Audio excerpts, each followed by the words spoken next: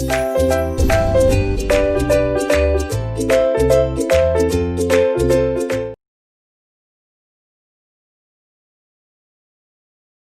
students, warm greetings of the day. In this session, I am going to discuss the fifth block in your first year English course book. The title of the block is Harmony of Life. At the beginning of the block, we find a definition of good health by World Health Organization. Good health is a state of complete physical, social and mental well-being, and not merely the absence of disease or infirmity. Good health can be considered as a resource for our everyday life and not the object of living. It speaks about the personal as well as social resources and also physical capabilities. Health is a state of complete harmony of body, mind and spirit. It's a way of life. And it is not just about what we feed our body, but it is also about what we feed our mind and also the social environment that we inhabit. B.K.S. Iyengar says, when one is free from physical disabilities and mental distractions, the gates of the soul open.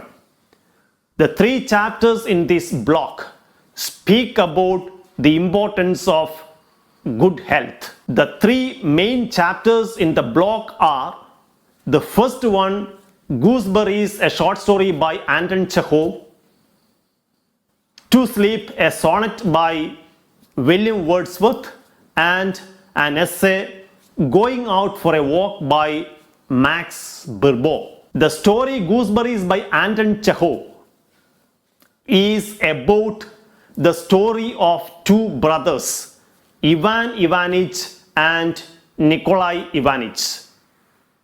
It provides ample opportunities for the readers to examine critically the ways that they have chosen to pursue happiness. These 2 brothers pursue happiness in their own ways. It also speaks about the extent to which they attain their goal. It is also worth considering. So the chapter highlights the various ways in which 2 brothers pursue happiness. At the beginning of the story, there is a beautiful expression. It looks like rain which never comes. This expression can be considered as a perfect introduction to the story, because the story speaks about a sad and gloomy experience. It looks like happiness, but the happiness does not come. At the beginning of the story, we find 2 characters, Ivan Ivanich and Birkin. They were walking along beautiful green fields. Then it started raining. They took shelter in Eliokin's farmhouse. After taking a bath, 3 of them sat comfortably in Eliokin's house, and Ivan Ivanich started narrating the story of his brother, narrating the story of the 2 brothers. The writer has employed so many techniques to develop his story. One of the important techniques used by Anton Chekhov to develop his theme is a story within a story. So many other techniques are also employed by Chekhov. Realism, symbolism, etc. are some other techniques employed by the writer to develop his theme. So one important technique is a story within a story. So here Ivan Ivanich started narrating a story. This is a story within a story. There were two brothers, Ivan Ivanich and Nicholai Ivanich. Their father was a cantonist. His name was Timsha Himalayski. But he died with an officer's rank and he left his two sons his title of nobility and an estate. But after his death, the estate went to pay his debts. The two brothers spent their childhood in the countryside. They were like peasants' children. They spent their days and nights in the village, in the fields and the forests. They minded horses, they barked the lime trees, fished and so on. Ivan Ivanich studied hard and he became a veterinary surgeon. Whereas Nicholai Ivanich got a job when he was just 19 at the exchequer's court. Some beautiful expressions are there in the text. It is stated that if a man has fished and watched thrushes hovering in flocks over the village in bright, cool autumn days, he can never be a townsman. Towards the day of his death, he will be drawn to the village. Both the brothers loved country life. Both the brothers loved a life in the village.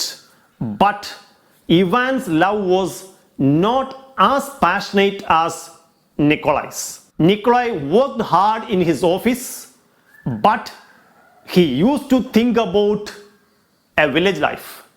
He used to dream about the country life, how to get there and buy an estate somewhere by the side, by the bank of a river or a lake. He used to dream about dining in the open and sleeping in the sun.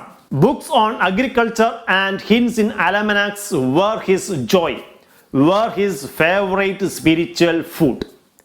We can say that every waking moment in his life was filled with the desire to buy an estate by the side of a river or a lake, and this estate should have a gooseberry bush. He would always think about a farm, farmhouse, mill pond, flowers, fruits, carp in the pond, etc. In all his dreams, invariably there was a gooseberry bush. There is another striking expression in the text. Not a house, not a romantic spot could he imagine without the gooseberry bush. He used to say, countryside has its advantages. You could sit on the veranda, drinking tea, watching your duckling swim on the pond. Everything smells good and there are your gooseberries. He worked hard. He led a meagerly life, a stingy life, a miserly life. He never had enough to eat and drink. He dressed like a beggar. It used to hurt Ivan and he used to give some money to Nicholai Ivanich to go for a holiday. But Nicholai Ivanich saved that money too and put it into the bank. At the age of 40, he married a woman, again with the same notion of buying an estate. He married an elderly, ugly widow, not because he had any sympathy for her, but because she had enough money. With her, he led a miserly life. He kept her half-starved and put all the money into the bank in his name. After the death of his wife, somehow he managed to buy an estate. Even though the estate was quite different from the estate in his dreams, he did not grieve much. Immediately, he ordered for 20 gooseberry bushes and planted them in his estate. He was very happy to materialize his dream. There is another striking expression. Once a man has a fixed idea, there is nothing to be done. He worked hard, he led a meager life, he had never enough to eat and drink, he married even with the same intention of buying that estate.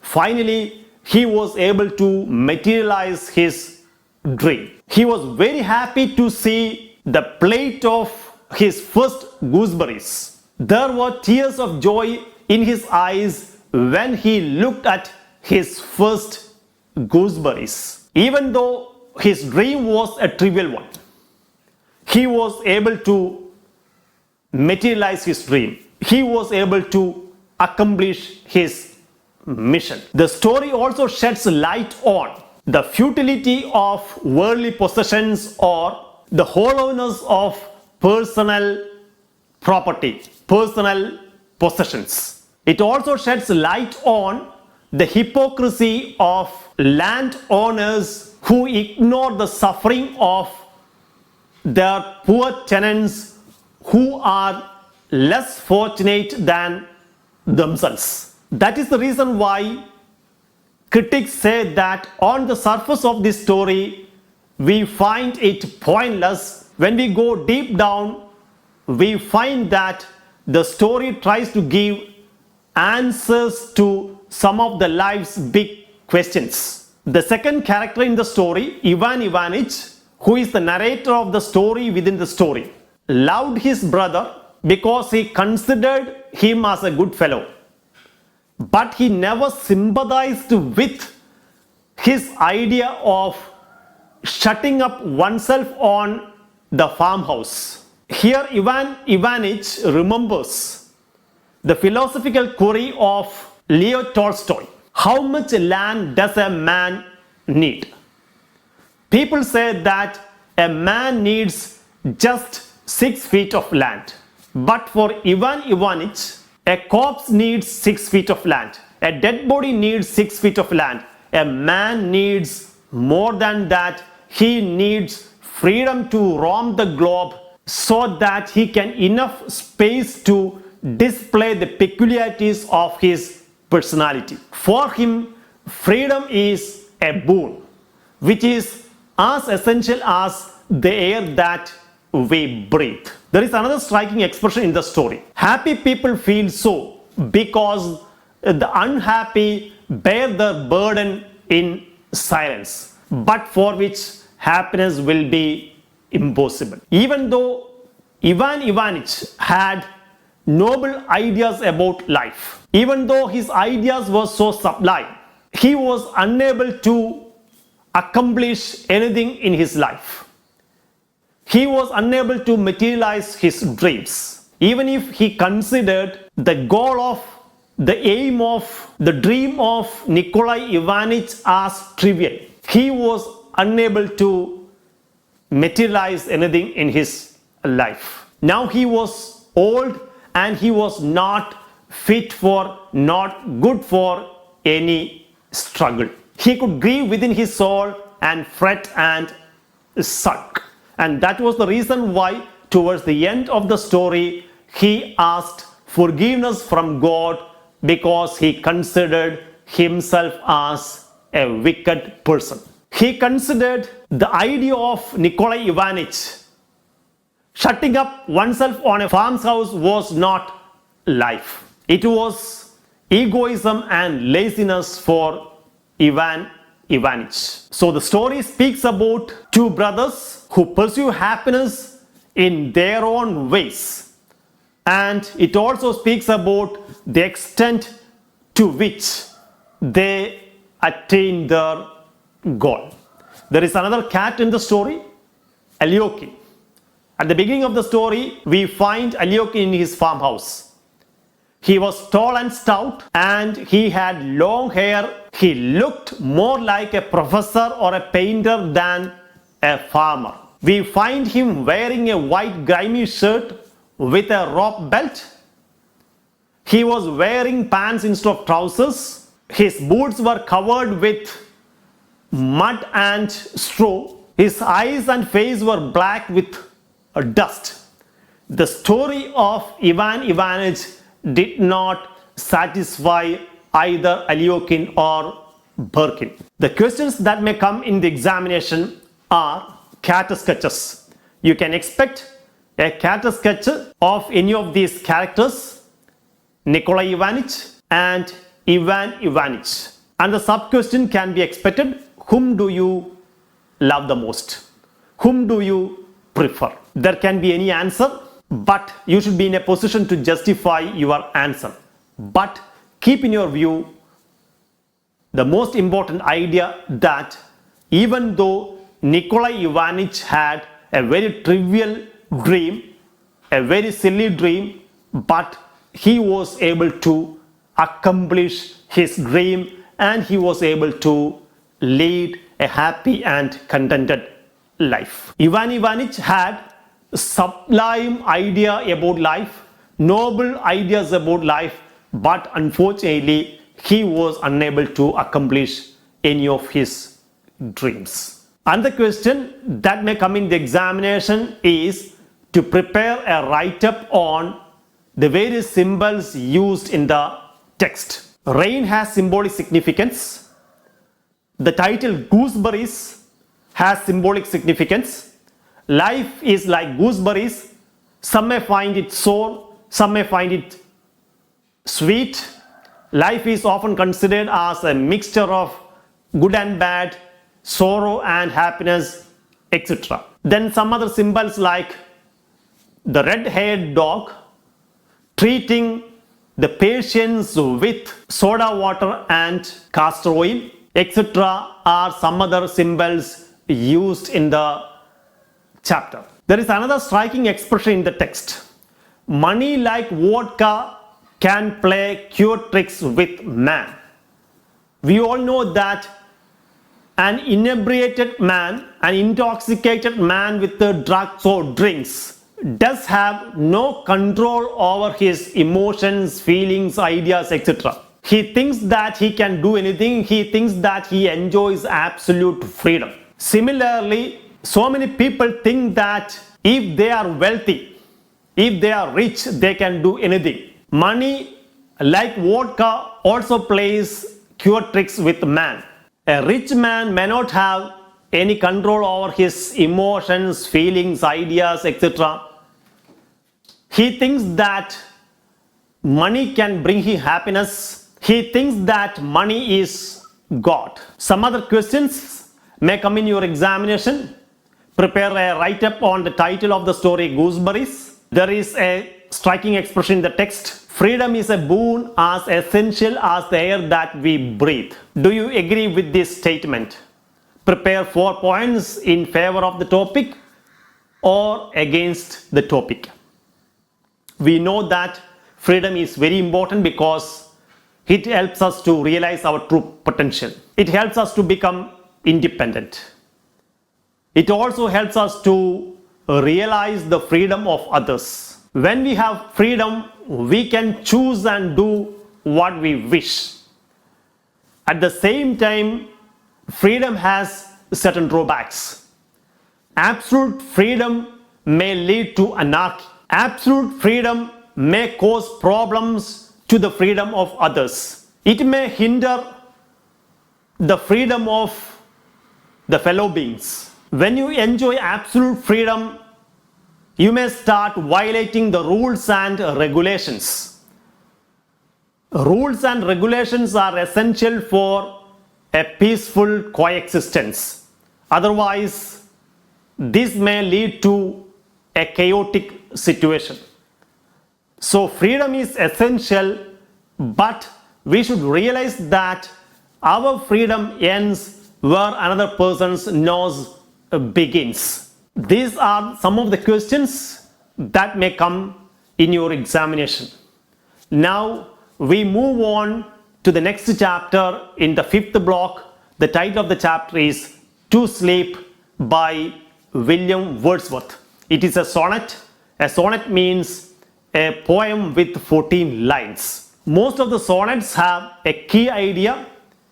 Then there is the development of that key idea, and towards the end there is that conclusion with a twist. Almost all the sonnets do have these features, and the poem The Sonnet to Sleep by William Wordsworth also does have these features. Usually a sonnet consists of two parts. The first part is called an octave. That means the first part consists of 8 lines, and the second part is called sestet, which consists of 6 lines. Here the octave consists of 2 quatrains, and the sestet consists of 2 terzets. The sonnet speaks about the importance of sleep. It speaks about the necessity of sleep. The poet has been unable to sleep for the last 3 consecutive nights. He intensely wishes to have a sound sleep, but unfortunately the sleep runs away from him. Probably he is worried of something that happened in his life. He purposefully brings to his mind so many beautiful images from nature in the hope that those images will help him to have a sound sleep. He thinks that towards the end he will be blessed with a sound sleep.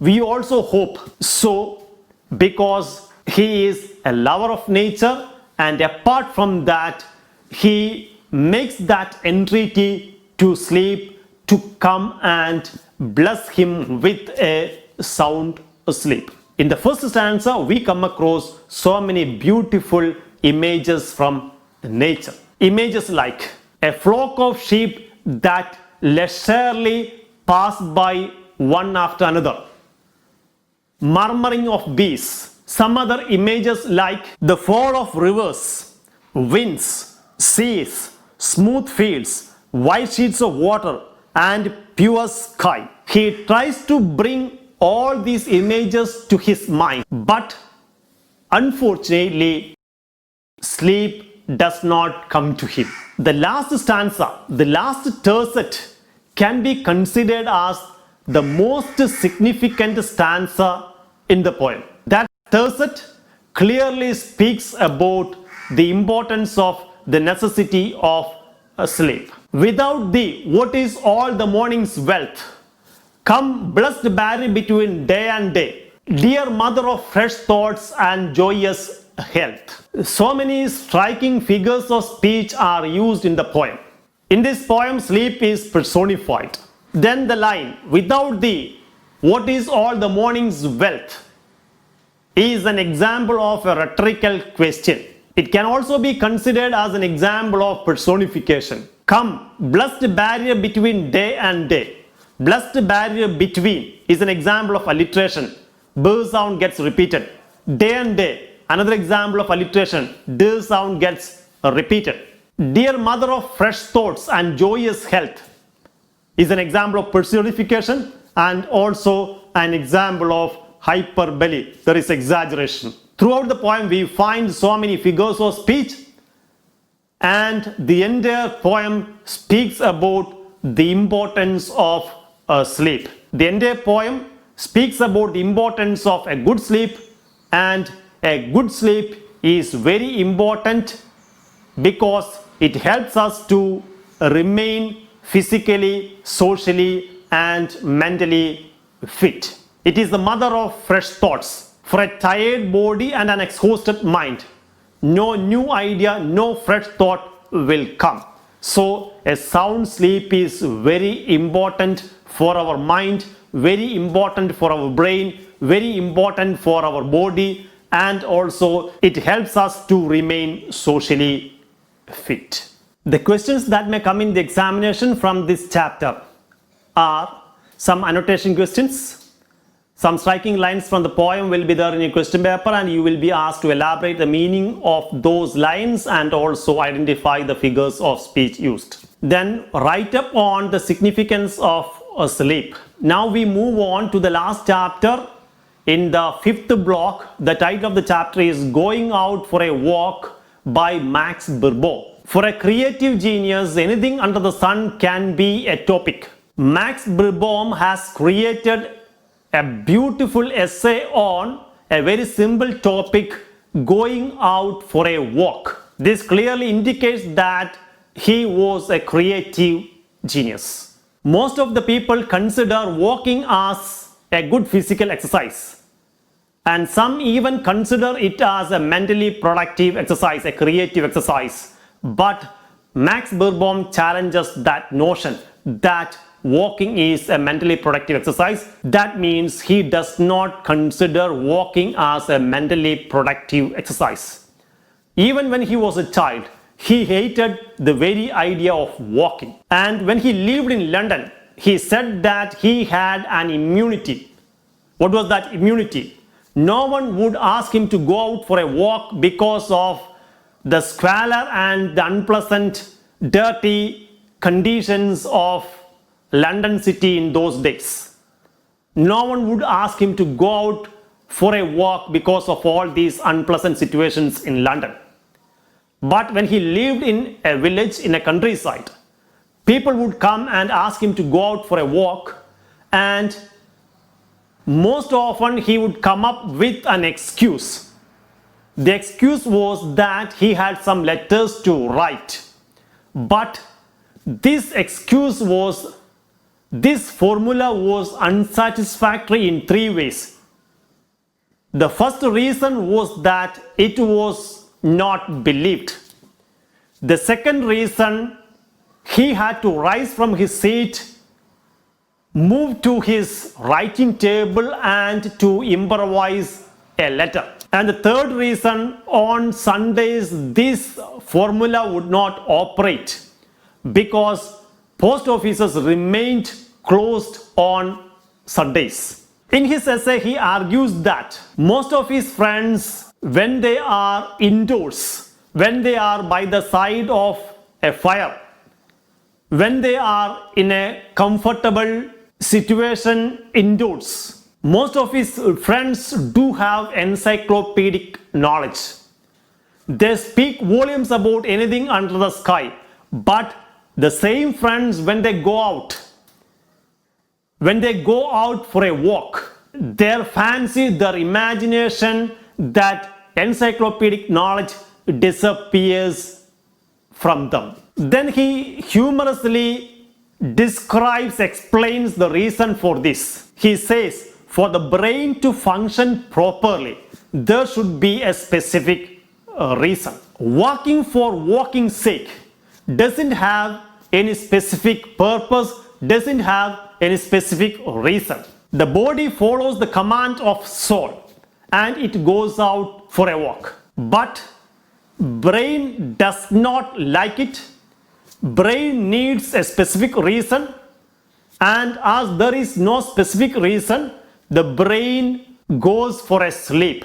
It will be in deep slumber when a person goes out for walking's sake. The brain will wake up only when the person will be back indoors. That is the reason why the author says that it is impossible for a man to think properly when he goes out for a walk. That is the reason why he says that it is not a mentally productive exercise. It is not a creative exercise because your brain sleeps there. Your brain is in deep slumber. Towards the end of the essay, he says, if no one wishes to see him, if he does not wish to see anyone, if he doesn't have anything to do away from his premises, he will never go out for a walk. At the same time, he says that in moderation, walking can be considered as a good physical exercise, but he does not consider it as a mentally productive exercise. So this is a very simple essay on a simple topic, a personal essay. The questions that you can expect from this chapter are: Sometimes you will be asked to prepare a personal essay on a topic. Then another one, the importance of physical education in higher secondary schools. Should it be made compulsory for higher secondary students? The importance of physical education. On page number 158, we come across some important ideas about the importance of physical education for higher secondary students. Then another question that may come in the examination: self-satisfaction, piety and self-sufficiency are important for happiness. Prepare an essay on this. Then another simple question: prepare a write-up on why the author does not prefer walking for walking's sake. Why does the author consider it as not a mentally productive exercise? Why does he challenge the notion that walking is a mentally productive exercise? These are some of the questions that will come in your examination. Go through the chapters carefully. Go through the important ideas discussed in this session. Keep all these points in your view. Prepare well for your examination. Thank you.